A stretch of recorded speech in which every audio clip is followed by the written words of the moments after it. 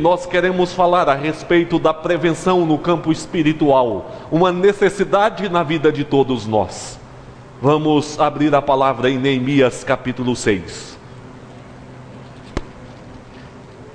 Neemias capítulo 6, nós leremos agora apenas do versículo 1 ao versículo 3, porque posteriormente nós leremos outros versículos. Neemias capítulo 6, de 1 a 3.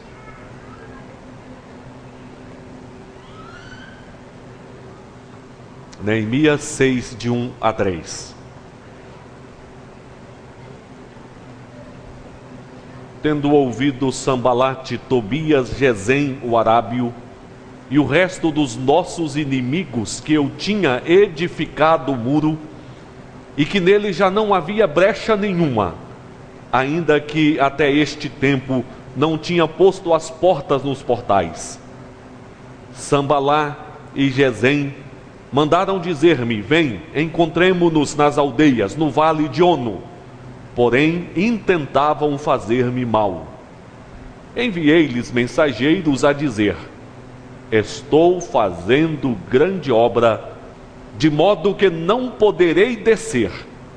Por que cessaria a obra, enquanto eu a deixasse e fosse ter convosco? Meus queridos, é impossível viver o Evangelho, é impossível promover o Evangelho sem experimentar uma tensão frente à presença e ação do mal. O mal está batendo a porta na vida dos servos de Deus e na vida da igreja. Certamente os irmãos já ouviram alguém dizer: comecei na fé cristã, professei a minha fé, fui batizado, e parece que vieram tribulações e mais tribulações sobre a minha vida. Certamente os irmãos já observaram servos de Deus que caminhavam bem na fé, testemunhando, às vezes até exercendo liderança, mas que de repente foram assaltados pelo mal, tiveram uma queda vertiginosa. Ou então, o que dizer daqueles que caminhavam bem e de repente começaram a se esfriar na fé, a desanimarem? Meus amados, o mal se manifesta de várias formas e sempre carregando um objetivo bem definido. O objetivo de tornar o povo de Deus infeliz, infrutífero. O objetivo é operar destruições. Na história da igreja, nós vemos o mal se manifestando com várias faces, se manifestando de diversas maneiras.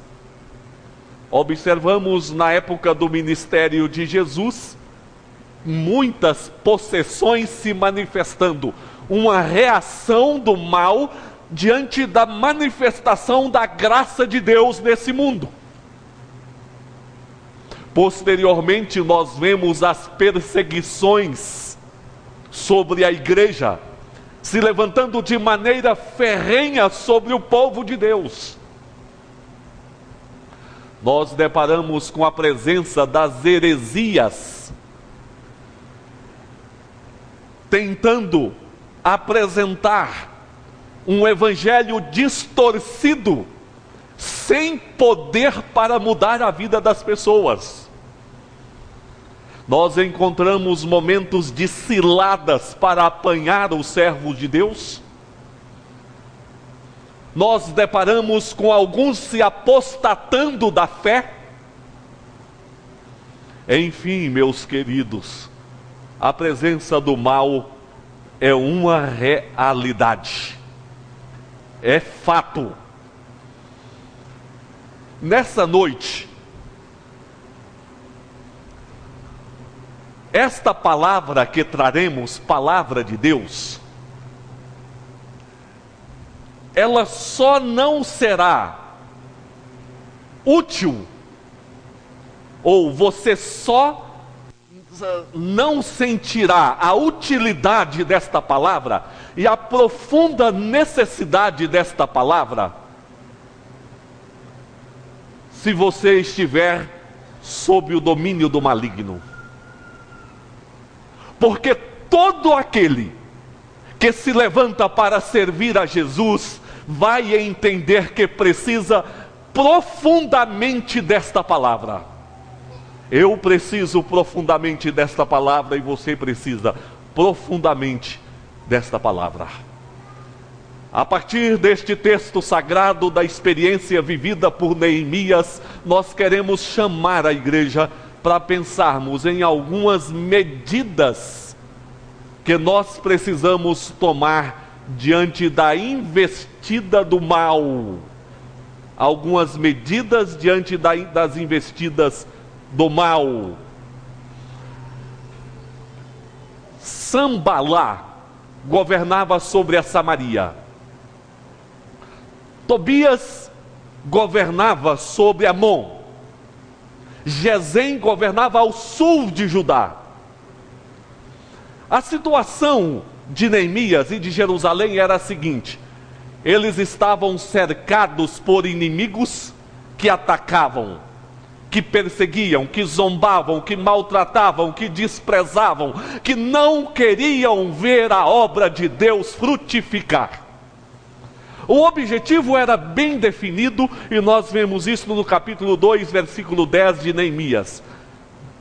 Disto ficaram sabendo Sambalate, o horonita, e Tobias, o servo amonita, e muito lhes desagradou que alguém viesse a procurar o bem dos filhos de Israel.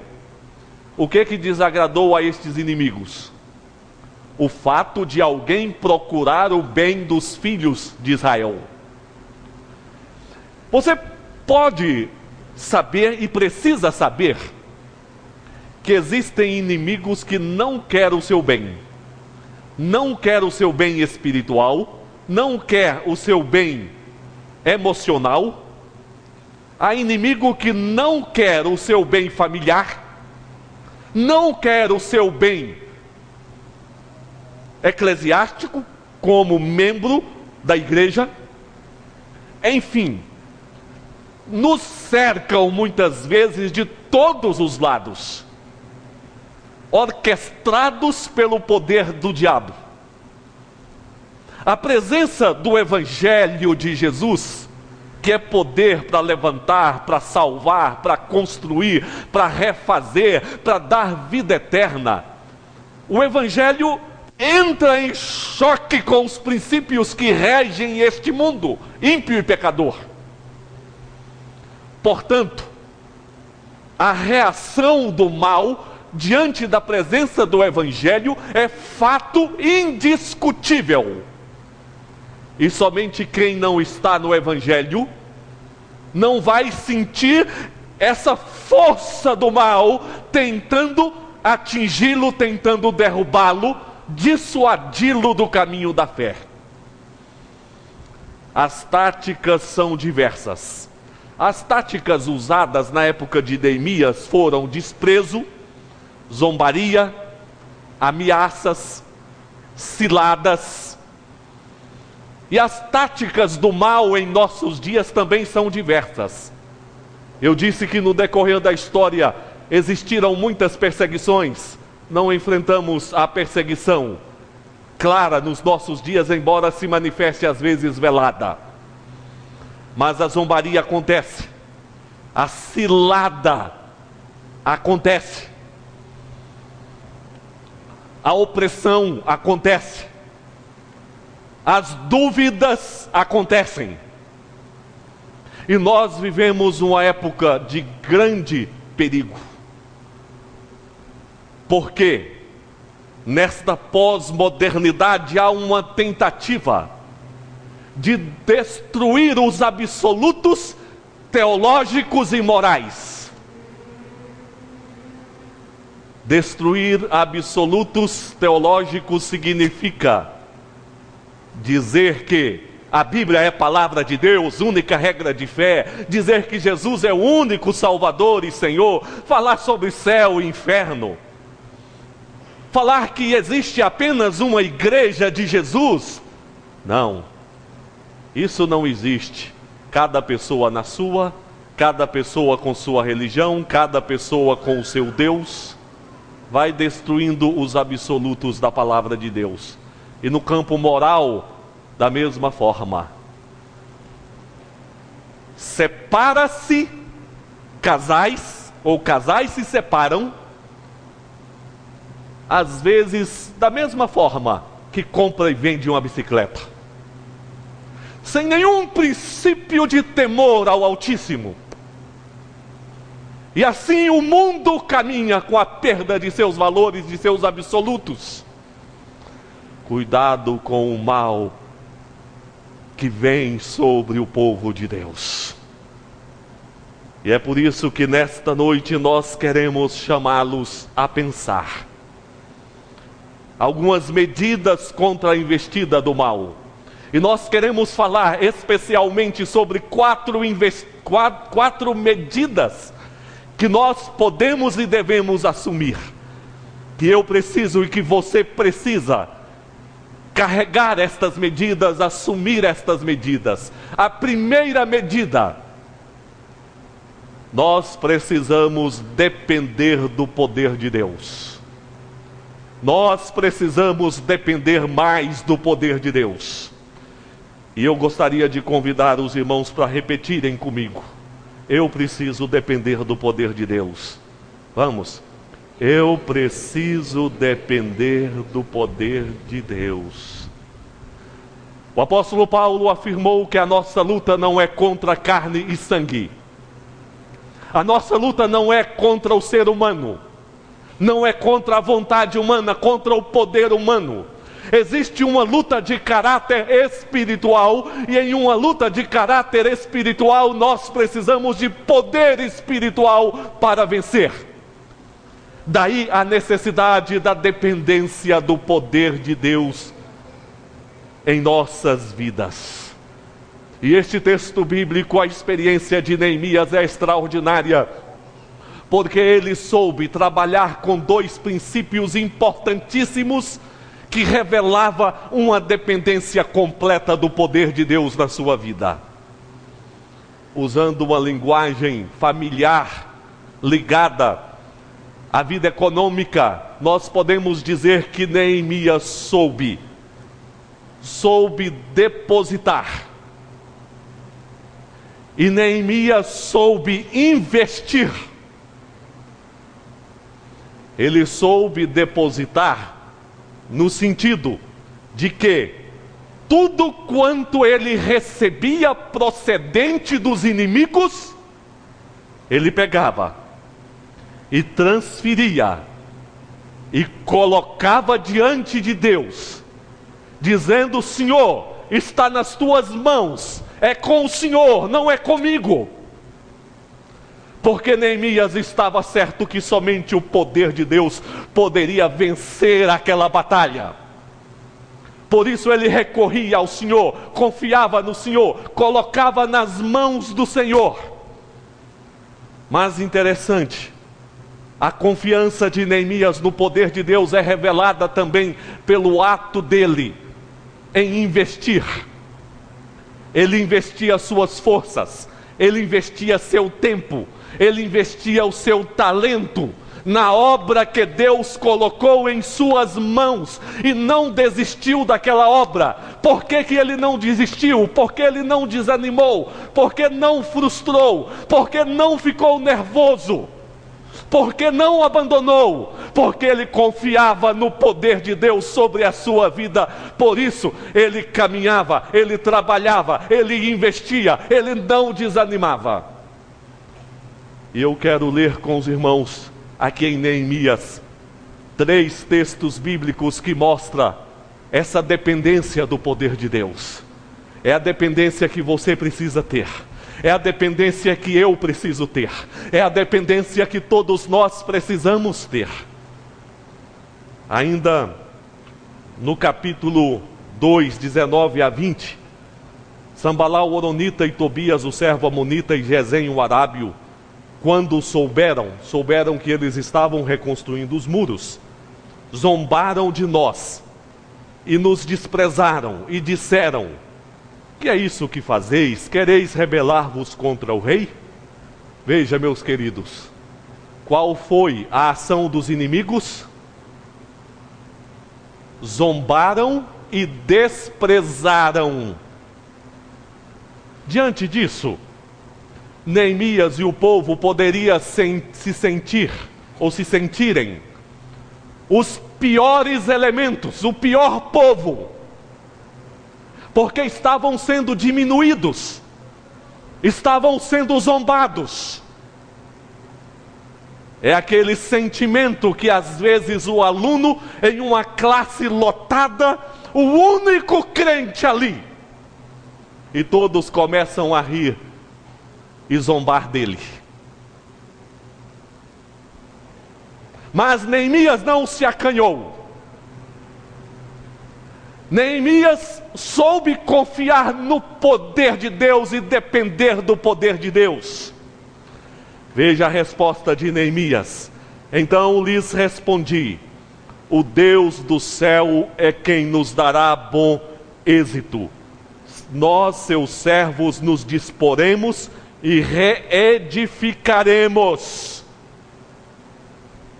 Vocês estão zombando, desprezando, mas quem nos dará bom êxito é o Deus do céu. Quanto a nós,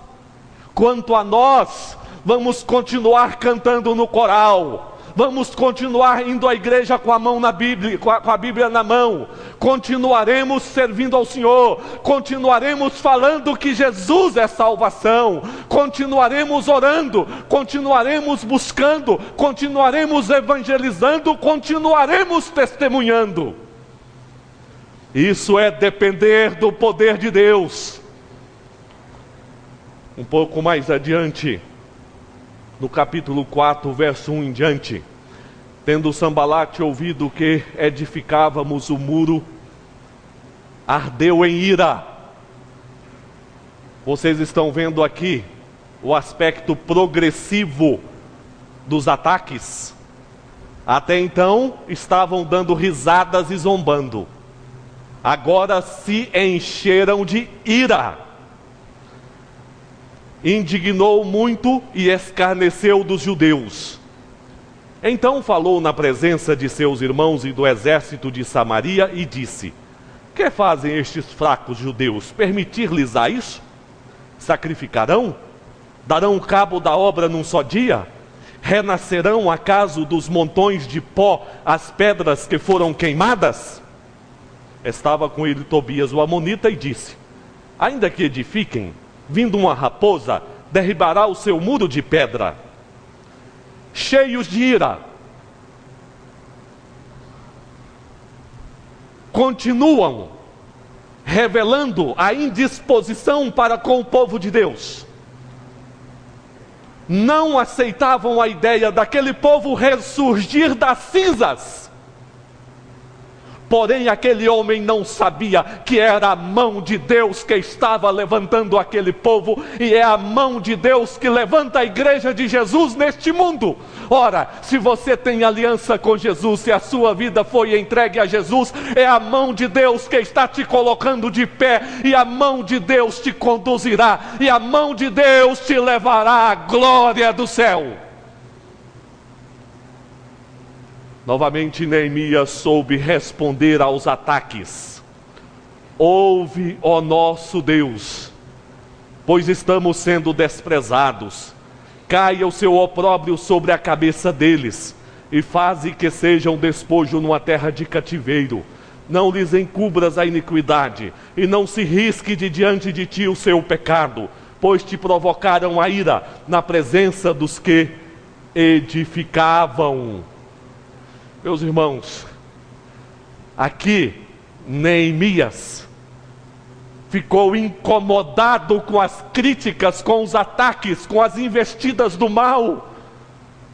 Mas Neemias não cedeu a responder com o mesmo nível.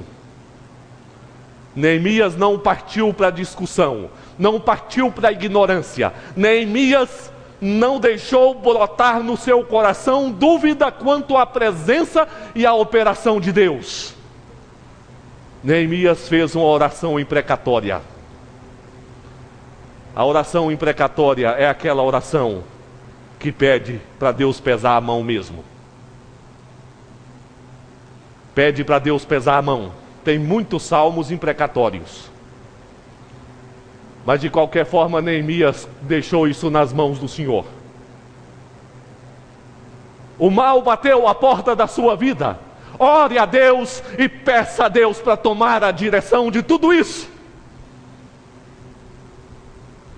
E as respostas de Deus vêm muito maiores do que você imagina, do que você espera. E eu não estou falando de teoria, eu estou falando de experiências na vida, de situações que coloco diante do Senhor, e as respostas vêm a galope,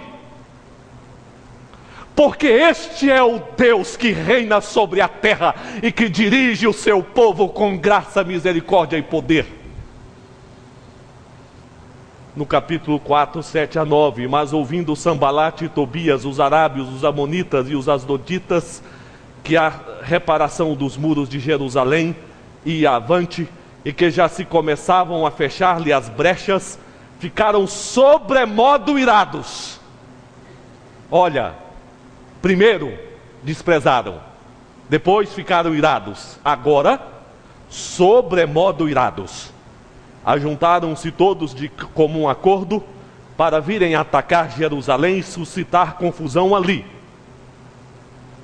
Agora, não ficam apenas no desprezo e nas palavras, agora juntam essa hoste do mal para atacar Jerusalém e atacar o povo de Deus. Quando o inimigo vê que há resistência nas nossas vidas, ele insiste. Mas nós precisamos saber responder corretamente. A resposta correta passa invariavelmente por este princípio: dependermos do poder de Deus. Então Neemias fez o seguinte: porém nós oramos ao nosso Deus, e como proteção pusemos guarda contra eles de dia e de noite. Meus irmãos, quando nós conseguimos reunir estes dois princípios, o princípio de transferirmos e depositarmos diante de Deus o que nos ofende, o que nos atinge, o que nos tenta, o que nos traz mal, quando nós dependemos do poder de Deus e transferimos para o Senhor, mas ao mesmo tempo investimos as nossas forças, investimos o nosso tempo, investimos o nosso coração em buscar e servir ao Senhor. Meus amados, a vitória é certa na vida do povo de Deus. Quais as medidas nós precisamos assumir diante do mal? A primeira, depender do poder de Deus. Depender do poder de Deus. Os discípulos reunidos em Jerusalém, o poder de Deus, o Espírito Santo desceu sobre eles, foram cheios do Espírito Santo e passaram a testemunhar do Evangelho. A igreja deve caminhar guardada, dirigida e cheia do Espírito Santo de Deus, porque é Ele quem vai nos dar resistência, vai nos fortalecer, vai nos renovar, vai nos encorajar, vai nos dar convicções.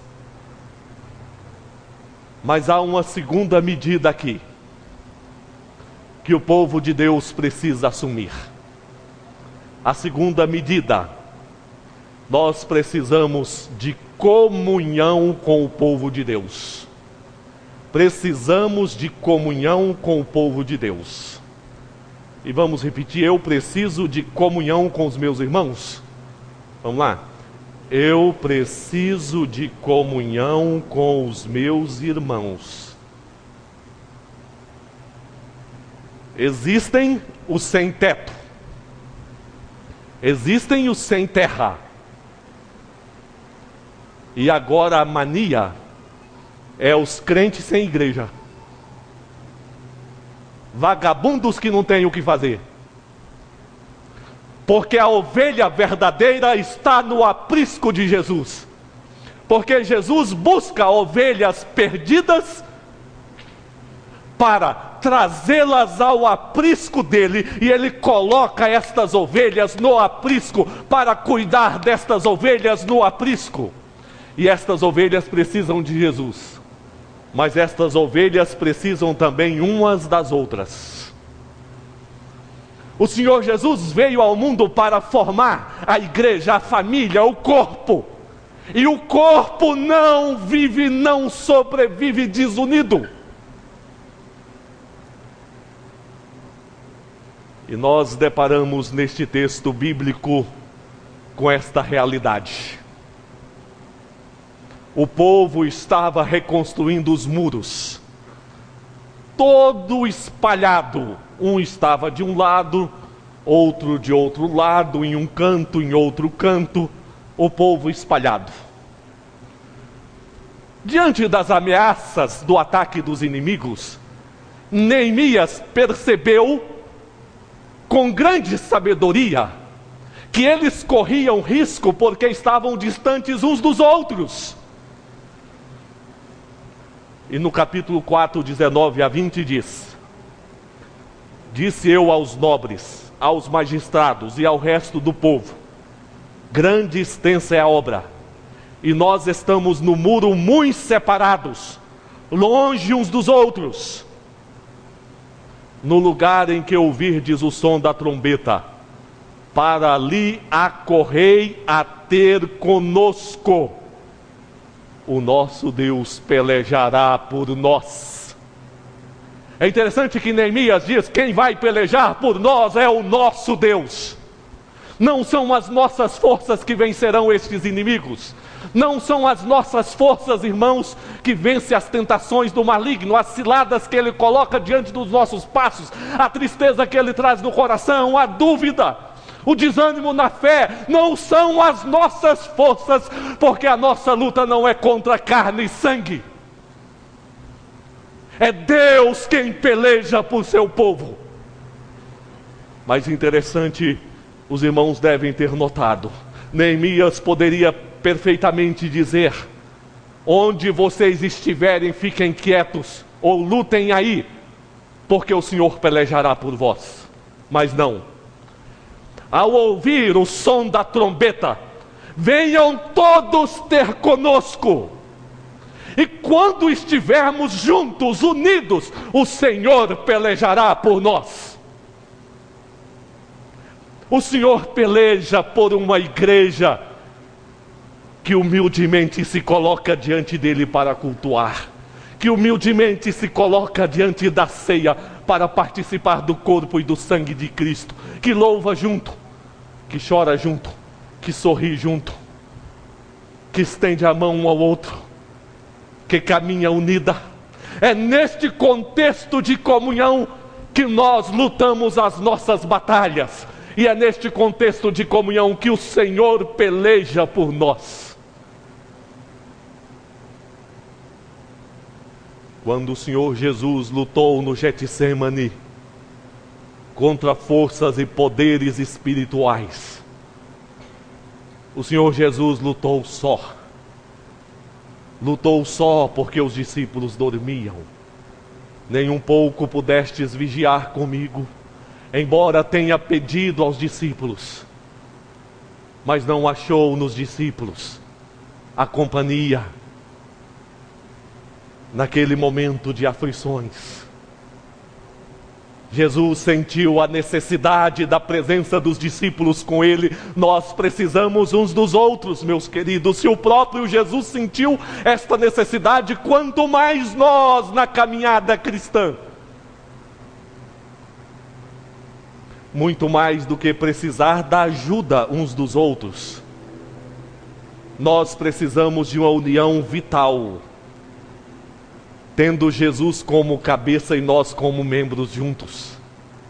Jesus a videira, nós os ramos, ligados à videira, mas todos ali juntos, em um só corpo, entendendo que fazemos parte de uma família. E quando esta igreja em comunhão busca o Senhor luta por nós, peleja por nós.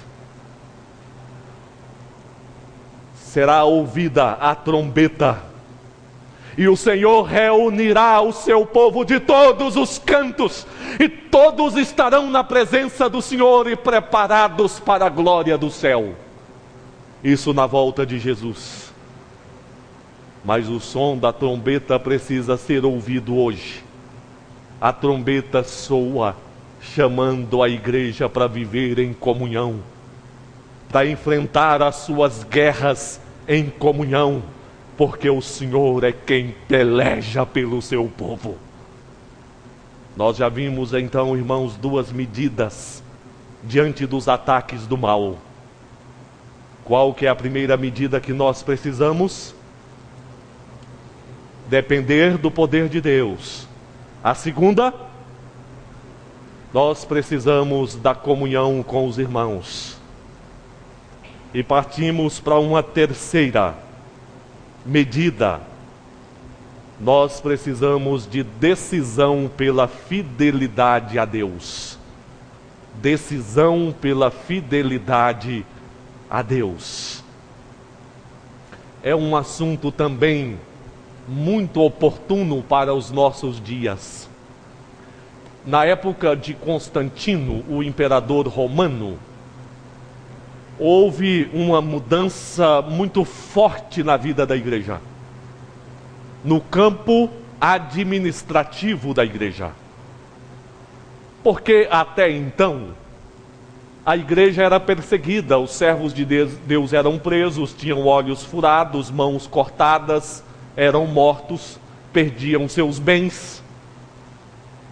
Mas com Constantino, houve a liberdade religiosa, liberdade de culto, não a oficialização, que chegou só mais tarde. Mas a partir de Constantino, a igreja que era perseguida passou a desfrutar privilégios. Então ser chamado de cristão já era um privilégio, porque afinal era a religião do imperador. O imperador que bancava os concílios, as reuniões, as várias despesas, o imperador que deu abertura a concílios da igreja. E o que aconteceu? Se tornou muito fácil ser chamado de cristão. Eu não digo se tornou fácil ser cristão. Se tornou fácil ser chamado de cristão. Diante disso, houve uma negociação de vários princípios da fé. O nominalismo passou a reinar. E nós vivemos nos nossos dias aspectos muito parecidos. Meus amados, nos preocupa muito a questão da fidelidade a Deus. Princípio de obediência a Deus. E esse texto bíblico muito nos ensina sobre isso. Os inimigos do povo de Deus contrataram um falso profeta chamado Semaías. E Semaías disse para Neemias: eles vão te matar. Você vai morrer, Neemias. E como você receberia uma notícia dessa? Veja que isso não veio assim do acaso. Já vinha toda uma situação de pressão lá do início. Agora Semaías diz: chegou a hora. Eles estão com emboscada e eles vão te matar. Mas eu tenho uma solução, Neemias.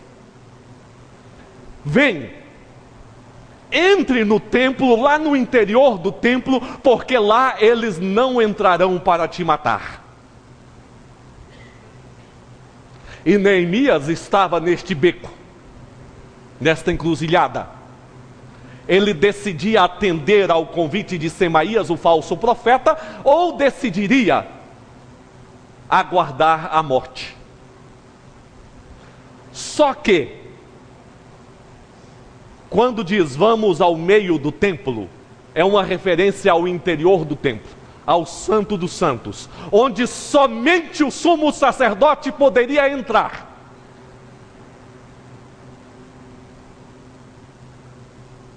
Qual foi a decisão de Neemias?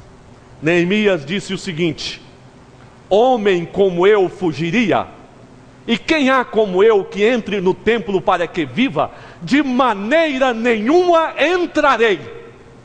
E somente depois Neemias descobriu que tudo aquilo era uma armação, era uma cilada para apanhá-lo.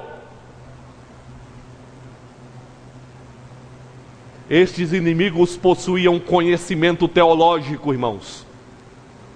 Eles sabiam que um homem em pecado é totalmente fragilizado diante de Deus e desacreditado diante das pessoas.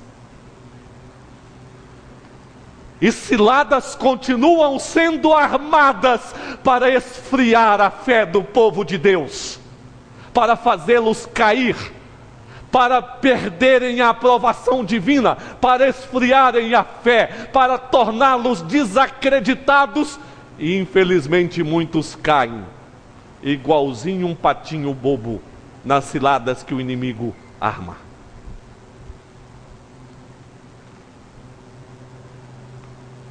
Isso tanto no campo espiritual, da obediência a Deus, no que se concerne à fé em Jesus, no que se concerne à lei de Deus, nos relacionamentos familiares.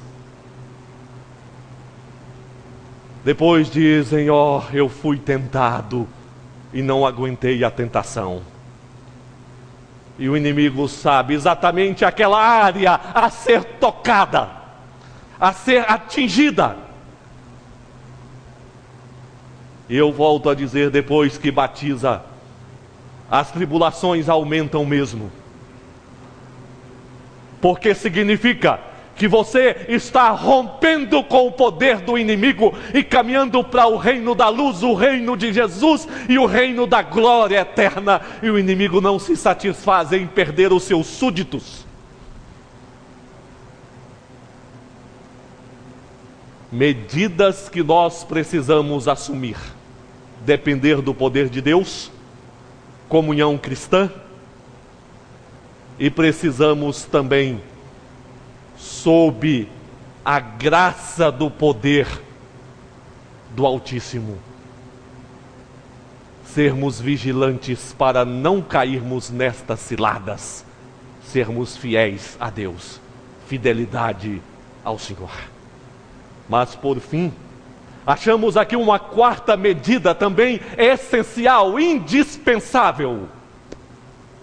Nós precisamos de convicção da grandeza da obra de Deus. Convicção da grandeza da obra de Deus. Você pode pensar em muitas coisas importantes na vida.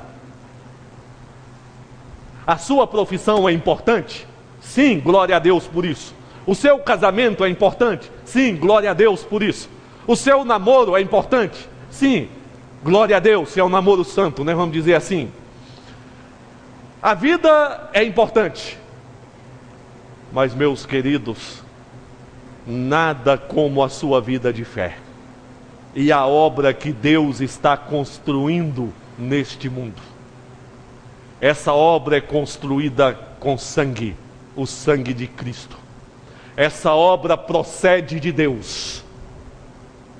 Esta obra é efetuada no coração. Esta obra nos dirige à glória. Neemias soube compreender o caráter daquela obra. E sabendo da grandeza daquela obra, ele não se abalou diante das investidas do mal. Vejam, irmãos, que procuraram dissuadir Neemias. Disseram inicialmente: nós temos uma reunião em uma aldeia, nas aldeias de Ono. Venha ter conosco Neemias. Na verdade, eles intentavam mal contra Neemias. E uma das coisas, irmãos, que eu mais admiro é esse discernimento de espírito. É você discernir o que as pessoas falam, discernir as situações. Porque muitas vezes, irmãos, nós achamos que conhecemos as pessoas e não conhecemos. Muitas vezes, nós achamos que entendemos o que as pessoas querem e não entendemos. Irmãos, a palavra é forte, mas eu tenho uma aversão com pessoas dissimuladas, que querem uma coisa e falam outra, ou tentam tirar alguma coisa. O crente no Senhor Jesus é sim, sim, não, não. Ele deve ser claro. A tática dos inimigos é dissimulada. Venha, nós queremos ter uma reunião com você lá no vale de Ono. Mas Neemias teve um discernimento, entendeu que eles queriam fazer o mal. E Neemias respondeu dizendo: eu estou fazendo uma grande obra, eu não posso cessar esta obra para ir ter convosco. Eles por 4 vezes insistiram com Neemias e obtiveram a mesma resposta: eu estou fazendo uma grande obra. A obra de Neemias, os irmãos podem pensar: mas pastor, levantar uns muros não é uma obra tão importante? Mas, meus queridos, a terra era a herança de Deus para aquele povo. Jerusalém era a cidade santa. O templo era a habitação do Senhor. O povo que estava desprezado era o povo eleito por Deus. O povo que iria legar ao mundo a bênção da dádiva do Messias e do Salvador. Portanto, era uma grande obra, a maior de todas as obras. E quando você participa da construção da igreja de Jesus neste mundo, com sua vida, com sua presença, com sua fé, com a sua ação, você está participando da maior de todas as obras. É uma obra que deixa frutos para a eternidade. É uma obra que não cessa com os nossos anos aqui na terra. É uma obra que deixa frutos perenes. É obra de Deus, é obra do sangue de Cristo. Por isso, nós devemos falar de peito aberto, que cremos em Jesus e que fazemos parte da igreja de Jesus, da maior de todas as obras. Infelizmente, tem pessoas que são dirigidas apenas pelo que os outros falam.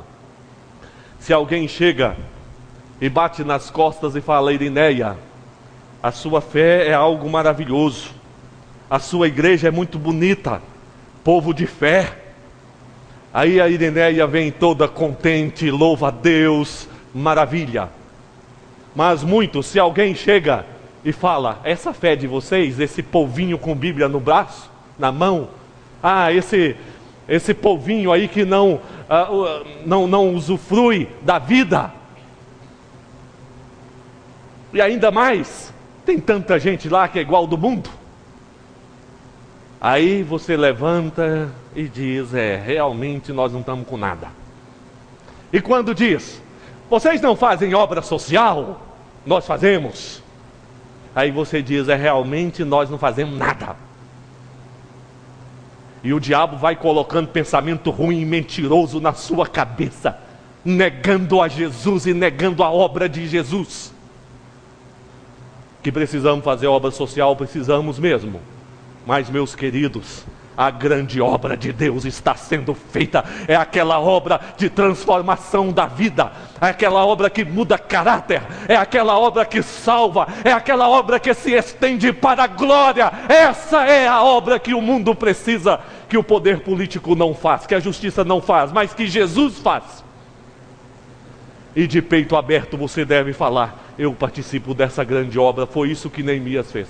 Eu não posso parar, eu não posso cessar, eu não posso perder tempo, eu não posso gastar a minha vida com mais nada a não ser nessa obra. Medidas que precisamos tomar diante das investidas do mal. O mal se manifesta para destruir. Não quer o bem do povo de Deus, não quer o seu bem, o bem da sua fé, não quer o bem do seu casamento, não quer o bem do seu relacionamento com os filhos, com os irmãos, não quer o bem na igreja, no povo de Deus, o bem na sua fé, não quer o bem. E nós precisamos tomar medidas, e as medidas que temos aqui neste texto bíblico: depender do poder de Deus, viver em comunhão com os irmãos, porque é neste contexto que Deus atua. Ele trabalha com a igreja. Exercer fidelidade e convicção de que esta é uma grande obra. É privilégio nosso participar desta obra. E eu quero finalizar com as palavras, com a experiência de John Bunyan. Os inimigos das almas suscitou os ímpios para caluniá-lo, espalhar boatos em todo o país, a fim de induzi-lo a abandonar seu ministério. Chamavam-no de feiticeiro jesuíta, cangaceiro, e afirmavam que vivia amancebado, que tinha 2 esposas e que seus filhos eram ilegítimos. Só para que os irmãos saibam, John Bunyan foi um homem extremamente temente a Deus, humilde, cheio de fé, consagrado, obediente, mas vieram flechas de todo lado. Depois de alguns anos na prisão, ele recebeu uma oferta de ganhar a liberdade. Em troca, ele deveria negar a sua fé. Como que ele respondeu? Se sair hoje da prisão, pregarei amanhã com o auxílio de Deus. Se sair hoje da prisão, pregarei amanhã com o auxílio de Deus. Que a graça de Jesus fortaleça a todos nós, suprindo-nos e dando-nos graça na nossa caminhada de fé. Ser fiel até a morte, dar-te-ei a coroa da vida, é a promessa de Jesus.